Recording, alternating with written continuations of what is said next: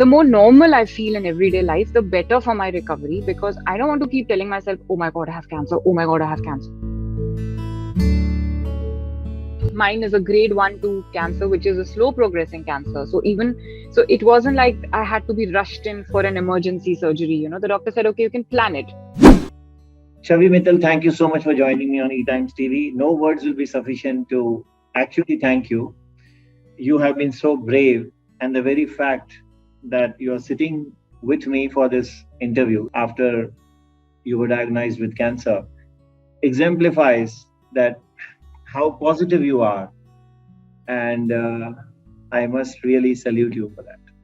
Thank you so much, Vicky. Thank you. So, Chavi, I have fewer questions than otherwise for this interview. It's for you to tell us that how it all began, and how did it eventually lead you to understand that what you are suffering from. ये कब से शुरू हुआ? आपको शक हुआ या फिर कोई और टेस्ट करवाई थी?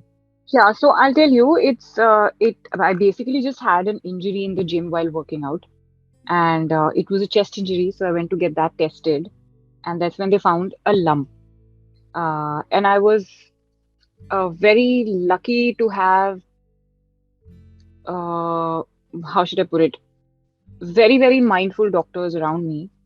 There were multiple of them who really pestered me to get the lump tested further, to get more investigation done. And there was an MRI done, there was a ultrasound done, then there was a biopsy done, and that's how we discovered the cancer. So yeah, so that's how everything started for me, and still going on. So, I mean, you never had any suspicion or inkling of. Absolutely not.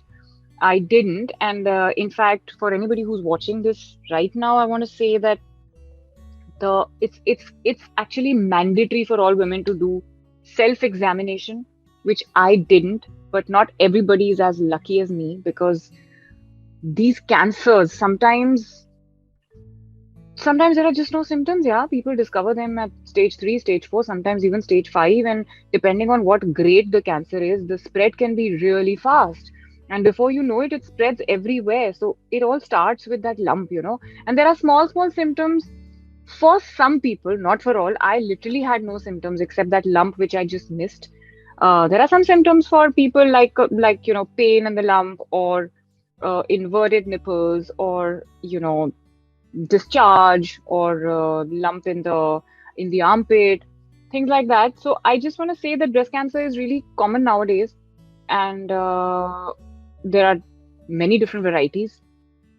Uh, all breast cancers are treatable if detected early. So that is the key. Early detection is key. So please don't underestimate the importance of self-examination. Could you tell us about your hospitalization period and the treatment which you took during that? So yeah, so right now the surgery is done. I was in the hospital for 7 days. There were multiple surgeries performed. The cancer was physically removed from the body, but there's still radiotherapy which is going to take place once I completely recover from the surgery. So I'm estimating it to start somewhere around next week, somewhere around the end of May is when the radiotherapy will begin. I'll have 20 cycles of radiotherapy, and then there is hormone therapy, which is basically just a pill that you have to have for 10 years every day. Um, yeah, that's my treatment. That's my treatment course. I was very, very lucky to dodge chemo, because chemo is a villain here, and chemo has the maximum side effects. Although chemotherapy also can be managed, if you can manage it with your mind, you can manage it with your diet, you can manage it with your lifestyle. But still, it's it's very unpredictable. So I was very lucky to dodge chemo, and just keeping my fingers crossed for radiation. Did you undergo any counseling? You mean therapy?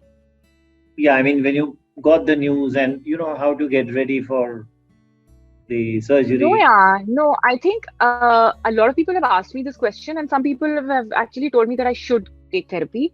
because I don't know why, but a lot of people have felt that I'm trying to shove it under the carpet, but it's not like that. I'm actually built like this.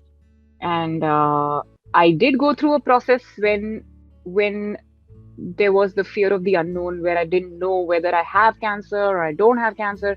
That time was a little difficult phase for me, quite difficult, because just that you don't know what's in store for you is quite scary. But when I got to know that this is happening, uh, I just I just got hold of all the knowledge that I could, spoke to my doctors, and once I had complete faith in my doctors, I was very relaxed because I knew that, and I spoke to breast cancer survivors, and I understood that it's treatable. And yes, it is a journey. It is, the body goes through a lot, and I just thought that I don't want see whatever the body is going through. There's nothing I can do about that, but I can at least not make my mind go through so much. So that is something I have control over. So I decided to just do everything, not think about it so much. Just do it. The doctors are doing all the thinking. It doesn't make any sense for me to do the thinking, but I'm being very mindful. So I'm understanding the signs that my body is giving me, like recovering from the surgery. Also, when I do my physiotherapy, I understand how much I can push myself. I started working. I resumed work in 15 days also, because I thought that, it's going to take my mind off things. And the more normal I feel in everyday life, the better for my recovery, because I don't want to keep telling myself, oh my God, I have cancer. Oh my God, I have cancer. I can't go to office. I can't shoot. I can't do this, because that sort of really plays on your mind. So I didn't want to do that. I was very clear. So I started going to office, and the minute I would start feeling tired or it would start paining, then I would just come back home. I even drive. My husband would tell me, don't, are you sure you can drive? And I just once I looked at him and I told him, I said, I'm fine. Please let me feel normal. Don't treat me like I'm sick. And it's an automatic car. I can use my left hand and drive, so it's okay. And he understood that I needed to do that, for my mental strength. Then I started going to the gym as well. I asked my physiotherapist, is it okay? She said, please don't lift any weights, because I said, no, I cannot. Even if I want to, I cannot, because my arm was really painful at that time. So I started doing my lower body workout. I started power walking, and I started doing things which helped my right arm basically open up the mobility. And I feel a lot better. My mobility is a lot better now, because it needs to go here for my radiation also. I need to sit in that position for 20 minutes. So all this is important. All this is part of my recovery, and I'm taking each day at a time. But one thing that I'm not doing is sulking about it or feeling bad, because jo hai wo hai. There's not much I can do to change that. It's not like if I cry or if I sulk, it's going to make things better. In fact, it's the opposite. What about your son? I mean, He just turned 3 yesterday. He's too small to understand anything. yeah, The yeah. only thing he understands is a chot. So I told him, Mama ko chot lagi hai. That's all I told him. And I told him, right side mein chot lagi hai. तो यहाँ पे आप मत touch करना, and you come and hug me from the left side. So he always comes and asks me, Mama, आपका left कौन सा है? So I tell him this is my left, so he comes and hugs me here. And he asks me to show him my scars, which I show him. I show him, see, this is one on the back. I show him that, and then he gets very sensitive and he says, कैसे लगा? कैसे लगा? And then I have a story. Then he only like makes up a story that you were running, फिर आप गिर गए, फिर आपने crying किया. He has this story that he's made up in his head, and I just go with his story. But he's fine. Sometimes गलती से उसका हाथ वाथ लग जाता है, तो फिर if I scream in pain, then he also gets a little scared. Sometimes he starts crying, and then I have to pacify him in pain. So it's okay. He's very sweet. He's very sensitive, and it's all good. Yeah, he sees me smiling, he's good. He sees me sad, then he also gets sad. So, what about your daughter Yeah. who is 9? So um I sat her down and I told her that Ariza, I want to tell you something. Mama is very unwell. And she was like, you look okay. What happened? Do you have fever? I said, no, I'm very unwell. It's a disease, but I'm going to be fine. I just want you to know that. So she's like, Mama, you're scaring me. What is it? I said, don't worry. I don't want to scare you. I just want to tell you that there's a problem which is fixable, and I will fix it. So in case I'm not here for a few days, just don't worry. Nani will come and stay with you. She's like, and she knows about cancer because I had lost my nani to cancer, which was esophageal cancer. So I told her once, some time back, that this is what had happened and all that. So she instantly said, "Is it that?" And I looked at her and I knew what she was referring to, and I said, "Yeah." And she started crying. She really started crying. I said, "No, you come and sit here." I made her sit in my lap and I explained to her, I said, "Don't cry. It's nothing. My nani's cancer was at a very advanced stage. There was nothing they could do. She was very old. I'm young. It's going to be a simple surgery, just like a C-section. Like in a C-section, they cut my tummy and brought the baby out. And this, they'll cut my breast and get the lump out. It's nothing. And then there's going to be a recovery period, just like there was in the C-section. So, like I had gone to the hospital for that, I'll go to the hospital for this, and Nani will be here with you at that time, just like she was there during the C-section. I don't want you to worry. I don't want you to panic. And I'm going to be absolutely fine. And before you know it, I'll be back in the gym. So she was calm and she was like, she understood. But she saw me in the hospital. She came and she saw me in a lot of pain. Uh, she's also very sensitive. She wanted to be there all the time. She told me that, I don't want to be like a visitor. I want to be here like how Nani is staying here or like how Abu is staying here with you. Why can't I stay here and look after you?" And I explained to her that, "No, you can't look after me. You're too small right now. And right now, Mama is mostly sleeping. And I also get little irritated sometimes and I can't get up. And it's a struggle for me to go to the washroom. So I don't want you to see me through all that. You come here, spend time with me, and then you go back. It will be more comfortable for me like that." And she was okay. So she would, come and hold my hand and sit for like a while, and then sometimes she would also make me sleep. She would hold my hand and sit there while I would sleep, and then she would go back home. So that was nice. Any do's and don'ts in your diet? So I think I have myself given myself a lot of do's and don'ts. The doctors have not told me anything. I think in medical science they don't really tell you much that you need to change, except I don't know how it goes in chemo. But I have just stopped all white sugar. I've stopped all dairy products, and I've cut down non-veg from my diet, and I've included a lot of seasonal fruits and seeds, and things to sort of keep my system cool, because once the radiation starts, then it'll help me. So I'm just doing all these things, and then again, I just read the signs my body gives me. If I feel that I'm not feeling okay, I'm feeling uncomfortable, I'm feeling acidic, or I'm feeling my stomach is not okay, then I just alter my diet according to that to make my system comfortable. That's about it. What was that moment when you got to know? I mean, was your husband there with you, or he was the first one to know from a phone call? So no, he wasn't there with me.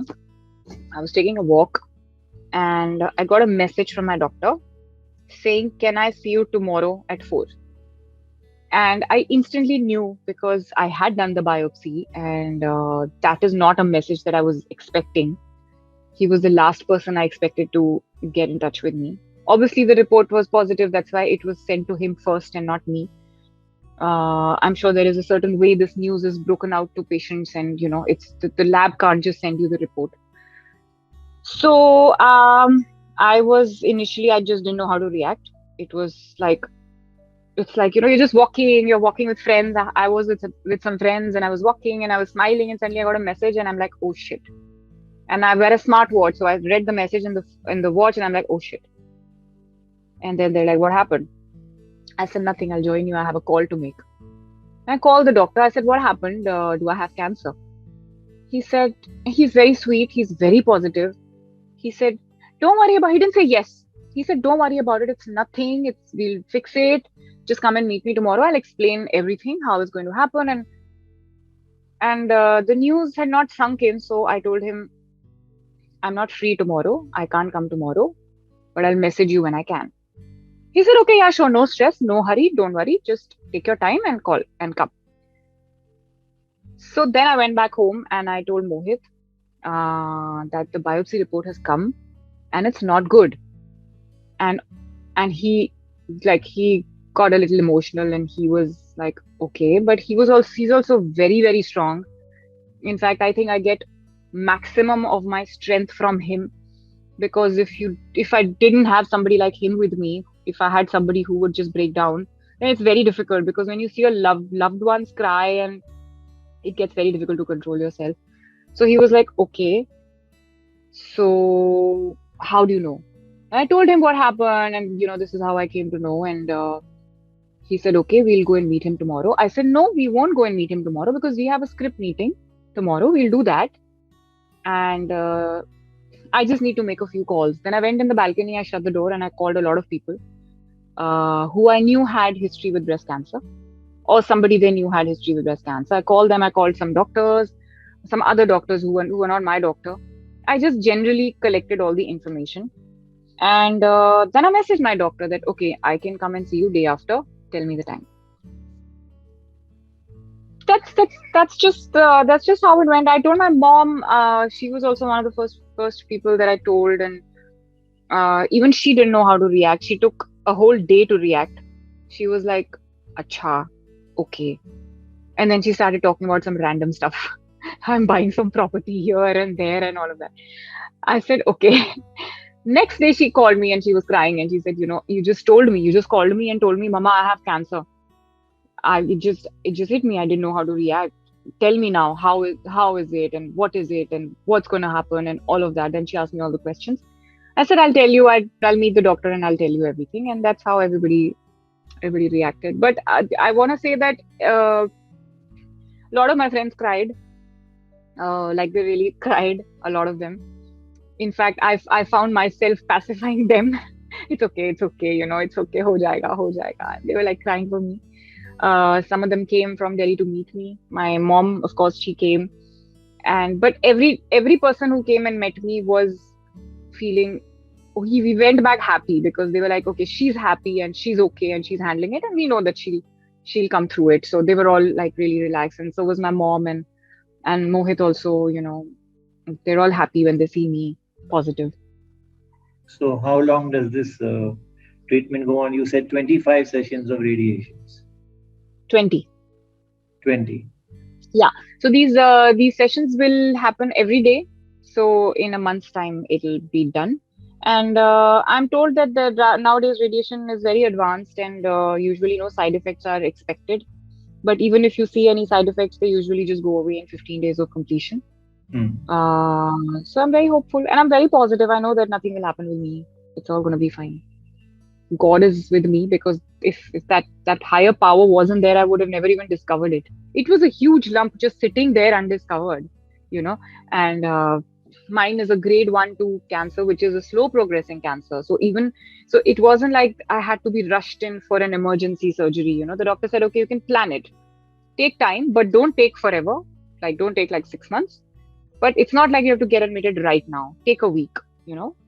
We'll plan it, and then you come. I said, okay, great. I really don't know what to say further, but all that I can say is that I shall pray for you. We all at E Thank you. Times TV shall pray for you, and we are sure you'll come out of this.